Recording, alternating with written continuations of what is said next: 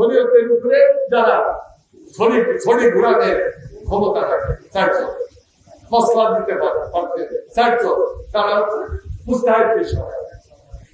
এই সরার উপরে মুস্তাহিদ হবে, শরীয়তের উপরে ইস্তেহাদ হবে। এরা হচ্ছে চারজন। এই চারজন ইমাম আজম, ইমাম শাফি, ইমাম মালিক, ইমাম হাম্বল, আহমদ বিন হাম্বল। এই চারজনের ইমাম শাফি অন্যতম।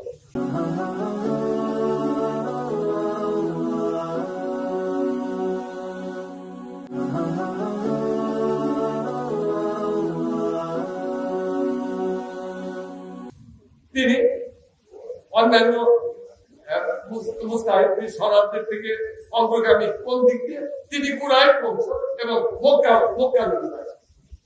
মক্কার অধিবাসী এবং কুরাইশ বংশে, এই জন্য মর্যাদা পাচ্ছে। তিনি বলতেছেন যে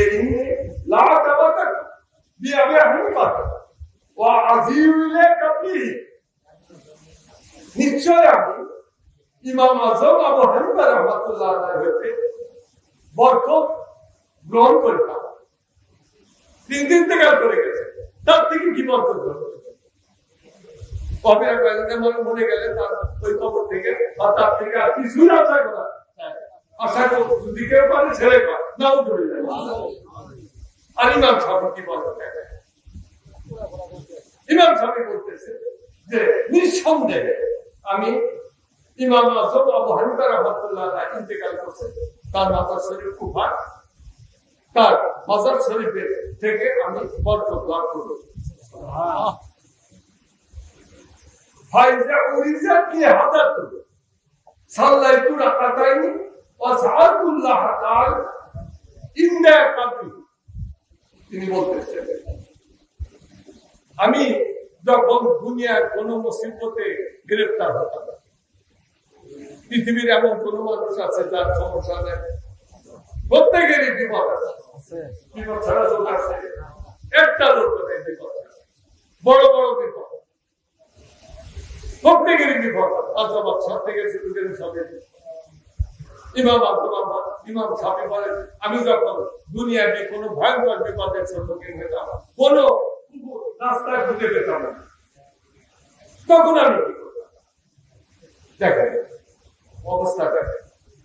তিনি মক্কা শরীফের লোক, মক্কা শরীফ আল্লাহর বাবা সেখানে একটা মক্কা শরীফের যে মাথা মানে তোয়াফ করার যে সাফার হয়, ওই তোয়াফ করতে অনেক খুব ভাজ ফেলা যাবে। ওই কি বলে মোকামে যায় খুব ভয়, তারপরে খুব ব্যাপক হয়, তারপরে এই মাথাতে নিচে 70 জন নবী রাসূলের কবর মোবারক আছে। ভয় পাবো না যে এই যে মাথাদের উপর আমরা তোয়াফ করতেছি, হাঁটতেছি, তার নিচেই 70 জন নবী রাসূলের কবর মোবারক, তার উপর দিয়ে হাঁটতেছি। ভয় লাগে না? কিন্তু এটা যদি হুকুম না থাকতো, তাহলে ওই কবরের উপরটা হাঁটলে তোমার তো কি হতো, কবিরা গুনাহ। আর যেহেতু হুকুম আছে, এই জন্য এর ভিতরে থেকে তুমি ফায়সালা গুনাহ হবে না, কারণ হুকুম, এছাড়া কোনো উপায় নাই। কিভাবে তাই দেখলাম ওখানে বরকতে ভরা। আর সেই জায়গার অধিবাসী একজন ইমাম শাফি, তিনি মক্কা শরীফ থেকে বলেন যে আমি যখন এমন বিপদে পড়ে যেতাম, তার থেকে পার হওয়ার কোন উপায় আমি দেখতাম না, তখন আমি সফর শুরু করতাম। সফরটা কোন দিকে? কুফার দিকে, ইরাক। কুফার কত বাগান, যেখানে হযরত ইমাম হুসাইন তিনি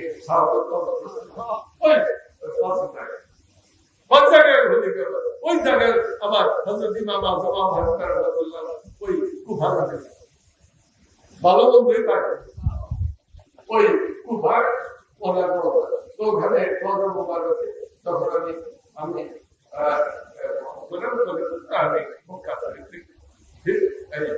সফর শুরু করতাম। ওর দিকে কুফার দিকে সফর একজন মুসাফির কখনো হয় যদি মুসাফির হও তাহলে তোমার জন্য কসরের নামাজ হবে। যদি কসর না পড়ো তাহলে তোমার নামাজ হবে। তুমি কসর পড়ো বুঝে গেছে। এখন তো বুঝে যাওয়া খুব সোজা স্বাভাবিক যে আমি এই ট্রেনে চলে গেছি আর 1 ঘন্টার ভিতরে চলে গেছি 48 মাইল থেকে সময় লাগবে 48 মাইল।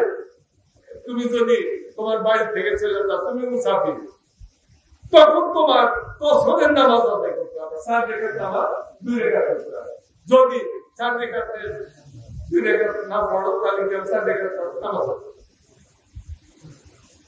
এইটা হচ্ছে মশলা।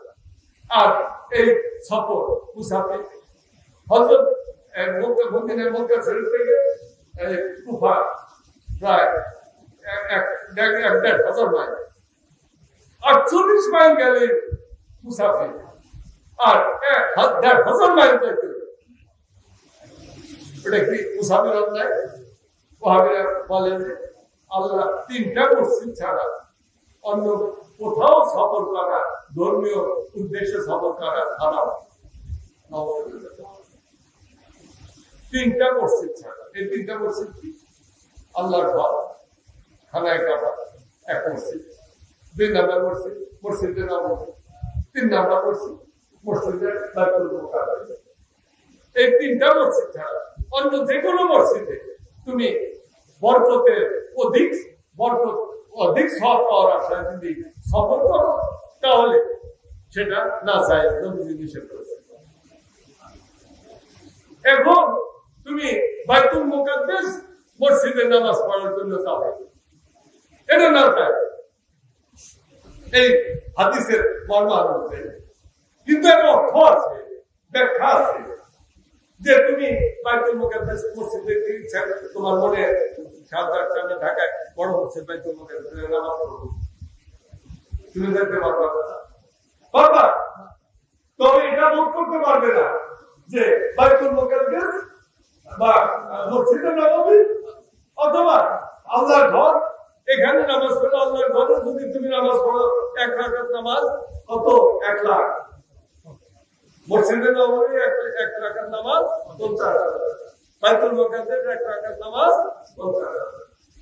এই যে নামাজের সওয়াব তুমি যদি মনে করো বাইতুল মুকাদ্দাসের মসজিদ, জামে মসজিদ, ওখানে তুমি 1 রাকাত নামাজ যদি পড়ো তাহলে 1,000 না মসলা না 500 এরকম হবে।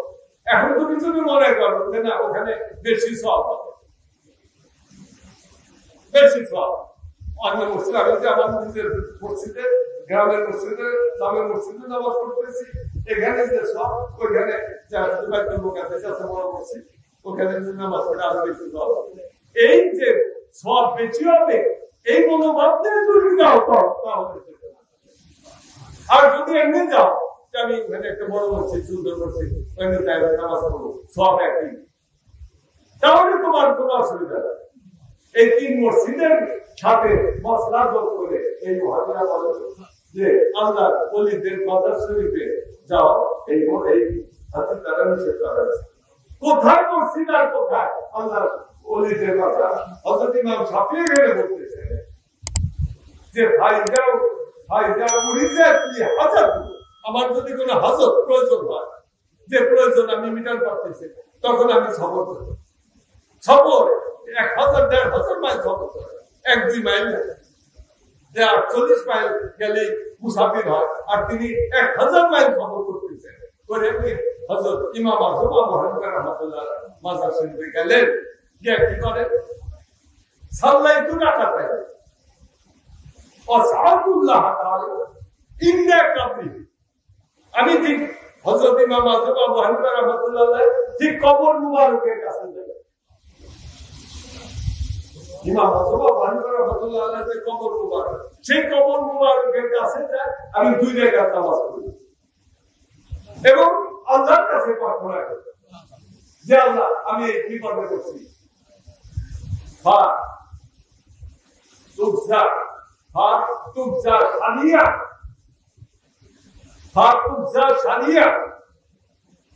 অর্থাৎ তিনি বলেন এই দোয়া করার সাথে সাথে একবারে চোখের পলকের সাথে মুহূর্তের ভিতরে আমার দোয়া আল্লাহ কবুল করে।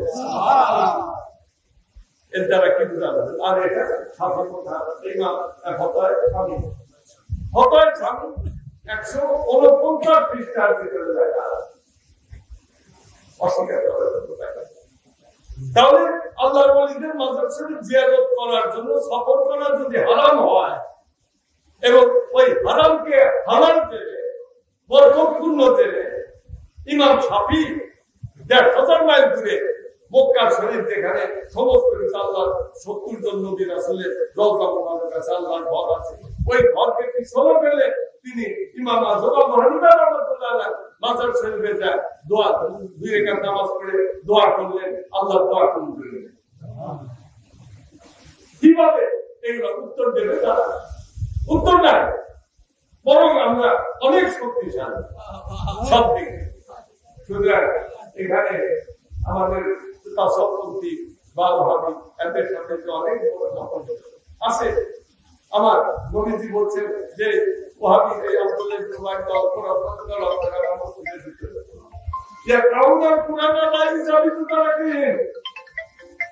তারা কোরআন তেলাওয়াত করে, সাহাবায়ে কেরামকে বলেন তোমরা দিকে তাকাও কেন? যে হুকুম কিছু করতে হবে। নবীজি বলেন যে না, ওরা কোরআন তেলাওয়াত করে, ওদের তেলাওয়াত শুধু জিবাইলেও চলা করে, হক অতিক্রম করে নিচে নামে না। হক অতিক্রম করে নিচে নামে না। এই হক অতিক্রম করে নিচে কোথায়? কাল। এই জন্য খাতা বলতে যে বাবা ওই তোমার কালবে প্রতিবের কাল, তার যে ওই কালবের যে শিক্ষা, কালবের যে শিক্ষা, ওই কালবের ভিতরে 6টা অধ্যায় আছে। তার প্রথমটা কি? দেখে যান কিভাবে দেখে খাতা বলতে যেখানে এত ব্যাখ্যা তুমি এক মুহূর্তে পাবে না। তবে 2টা জিনিস থাকা, একটা হচ্ছে প্রথমে এটা শিক্ষা দাও, আস্তে আস্তে একবার কি বলা যায়, যারা স্কুলে পড়তে যায় প্লে গ্রুপের ছোট ছোট বাচ্চা, ওদেরকে প্রথমে কি আইনস্টাইনের থিওরি এনে দিলে পারবো?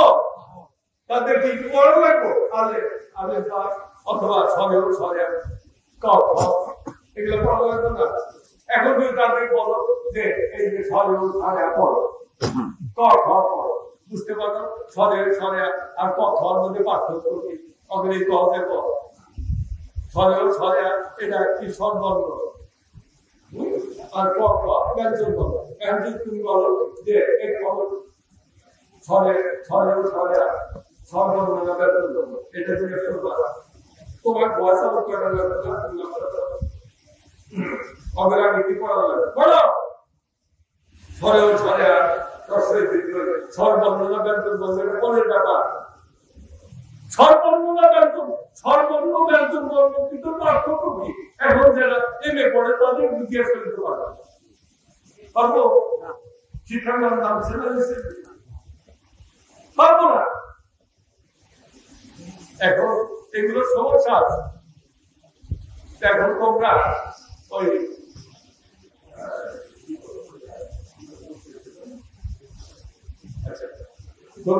আল্লাহুম্মা সাল্লি আলা সাইয়্যিদিনা মাওলানা মুহাম্মদ ওয়া আলা আলি সাইয়্যিদিনা মাওলানা মুহাম্মদ। তাহলে আমরা সমাপ্তি করব। তবে আমাদের 6টা আমাদের কালদের যে কিতাব যেটা তোমার পড়তে হবে, নাহলে কাল সম্বন্ধে কি জানবে? দক্ষিণের কাল সম্বন্ধে কি জানবে? ছড়ে খাতা বলতেন যে এটা আমাদের যে কাল বলবো স্যার হবে একবার এই শৈলতিবার, এই শৈলতিবার যে শিক্ষাগুলো, এগুলো কি ধরনের শিক্ষা? অ্যালফাবেট বর্ণমালার শিক্ষা। এইগুলো যদি বর্ণমালার শিক্ষা হয়, দক্ষিণের কালদের শিক্ষা যদি বর্ণমালা হয়, তাহলে ওই যে পরের যে পড়াগুলা রয়েছে পড়া ওগুলো না জানে, তাহলে যে নিচের ফাউন্ডেশন এগুলো ঠিক করা। লক্ষ্যের কাল তার ভিতরে 6টা যে অধ্যায় শিক্ষা, তারপর এখন থেকে কথা বলছেন যে এত গাইল না, 2টা শেখে, একটা হচ্ছে দেখতে বাতো, আরেকটা হচ্ছে দেখতে হাফছে তো, দেখতে বাতো দেখতে হাফছে তো। এখন দেখতে বাতো মানে দেখতে হাফছে তো কি বুঝবা বাংলাদেশের একটু বলবো। এই জন্য শিক্ষকের কথা বলা হয় কেতাব কোনদিন শিক্ষকের ভূমিকা নিতে পারে না। কেতাব আব্বাসের কেতাব লিখে দিয়ে গেছেন না, এখন ওই কেতাব যদি যারা বলা হয় আব্বাসের মধ্যে শিক্ষাদাতা, এক শিক্ষাদাতারা যদি না বোঝায় তাহলে উপায়টা এখন শিক্ষাদাতা এমনি নামে আছে, কিন্তু শিক্ষা দেওয়ার মতো তো ওরকম ট্রেনিং নাই। ট্রেনিং সেন্টার আমাকে এত চাপ দিচ্ছে, যাবো ট্রেনিং সেন্টার দরকার ছিল। এই যারা শিক্ষাদাতা নামের শিক্ষাদাতা এদের শিক্ষা ট্রেনিং দিতে হবে, দিতে হবে। এখন দেখে মাধ্যম থেকে হাসতে দেখে মাধ্যম মানে কি দমে দমে দেখে দমে দমে এখন সাদা দমে দমে আল্লাহ নাম তাহলে সোদা দমে দমে নব কি বন্ধ দেখে না, কিন্তু দেখে হাসতে মানে কি দম বন্ধ করে সোদা নাকি দম বন্ধ করে মনে হবে না দম বন্ধ করতেছে।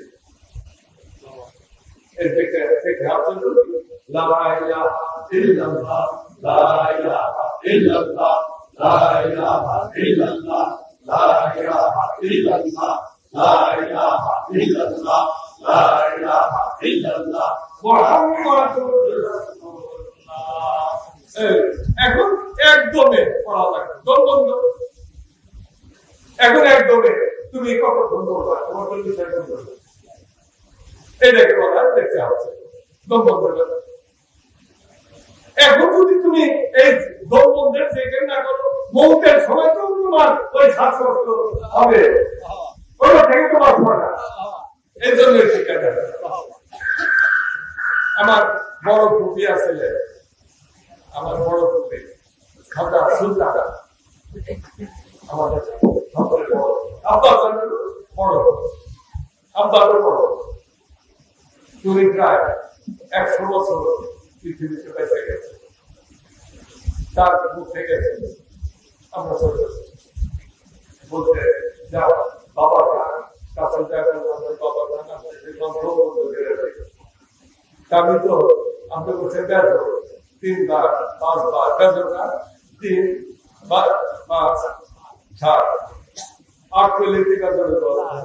তুমি কি যেটা কয়েছে বেজর কি জোর করবা, তাহলে কাজ করবো নবীজি বলছেন যে বেজর করে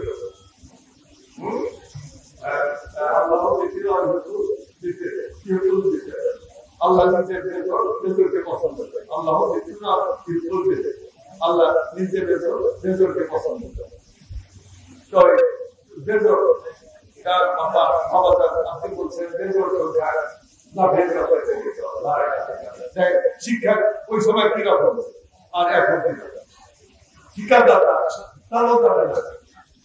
তার আপনাদের বললেন যে বাবা বাবা আমি তো এই যে 5 বার 7 বার 9 বার 11 বার এভাবে করবো, 11 বার হয় কোনোভাবে কত বার তারপরে 15 বার আমরা কত তারপরে 17 বার চলছেটা 12 মিনিট বার তারপরে কত দম যায় মনে করি পানি দেয় তার পিছিয়ে তার কি করতেছে বাবা দাদা পারে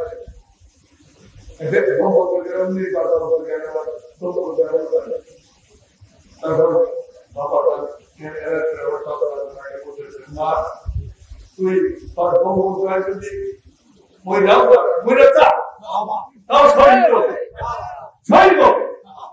ধমক দিলে এই ধমকের আমার ভিতরে গেল তখন বছর কবি ওই ওখানে বসে আমি ওই একদম নিঃশ্বাস করতে এক সাইড যাবো